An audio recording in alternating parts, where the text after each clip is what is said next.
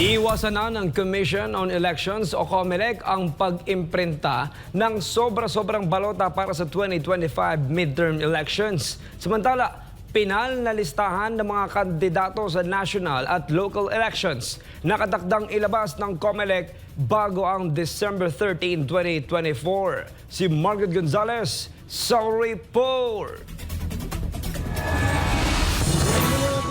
Nagkaroon ng turnover ng mga printing machine ng COMELEC sa National Printing Office sa Quezon City, pati ang pag-iimprenta ng mga test ballots sa pangunguna ni COMELEC Chairman Attorney George Garcia. Gumamit ulit ng mga fictitious o inibentong pangalan tulad ng sa mga artistang komisyon para sa mga test ballot. Kung ikukumpara ang mga balot ang gagamitin sa paparating na halalan sa mga balota noong 2022 elections, mas makapal at mas malinaw ito kesa sa dati. Ayon kay Garcia, makasaysayan ang pag-iimprinta ngayon ng mga balota gamit ang state-of-the-art na printing machines. First in the world na sa isang government agency sa buong mundo sapagkat hindi pa sila nakapag-supply yung HP sa kahit na inong government agency. So therefore, kauna-una ang installation ito sa buong mundo sa isang government agency.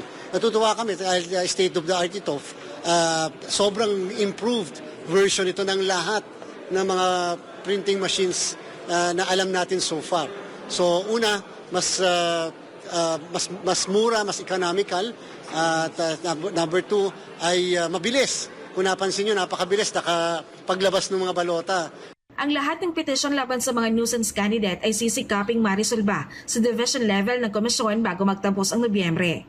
Ayon sa COMELEC, ang mga pinanalistahan ng mga kandidato sa national at local elections ay mailalabas nila bago ang December 13 para sa pag-iimprinta ng mga balota. Sabi ni Garcia, nasa higit kumulang 70 milyong balota lamang ang kanilang iimprinta na tama lang sa dami ng mga rehistratong botante. Iiwasan na kasi ng komisyon ang pag-iimprinta ng sobra-sobrang balota at ipatutupad ang 1:1 ratio sa mga balota.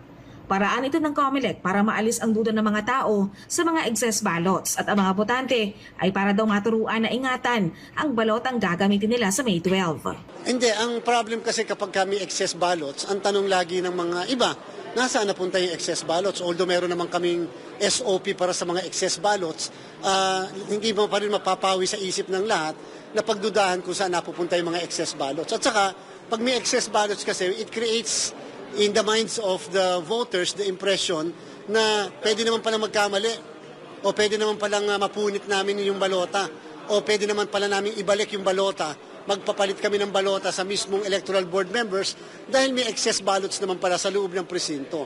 Iniiwasan din ng komisyon ang mga maaari pang gawin ng mga botante sa balota kung alam nilang may mga ekstrang balota ang COMELEC. Paano kung ang strategy ng mga bobotong mauna? Sirain yung balota para yung mga susunod ay hindi na makaboto dahil wala ng balotang available. Tatandaan natin, bawat isang presinto ay ballot specific yung machine. Ibig sabihin, yung precinct 1A na balota ay hindi pwedeng gamitin sa precinct 2A. Bawal yon. At yung machine mismo i-reject at hindi niya igogo yung mismong balota kapag hindi doon sa mismong presinto yung balota na yan. Isang linggo naman bago ang eleksyon, magkakaroon ng final testing and sealing sa mga makinaryang gagamitin sa eleksyon. Magsusubok ng 10 balota bawat isang presinto. Ang mga teachers at ang boboto ay yung mga tunay na botante sa bawat presinto na yan. At susubukan kung gumagana yung machine, ano yung mga problema, at bago siya isil muli at mabubuksan na lang muli ang machine sa mismong araw ng eleksyon. Kaya wag magtataka ang lahat kung pag binuksan siyempre yung machine doon sa final testing and sealing, naka-zero siya. Ibig sabihin, wala pang pumapasok na balota. Pero once na tayo ay sa araw ng eleksyon, meron siyang makikita na 10 na pumasok na balota, yun yung final testing and sealing ballots. Para sa Diyos at Pilipinas Kumahal, Mark Gonzalez, SMNI News.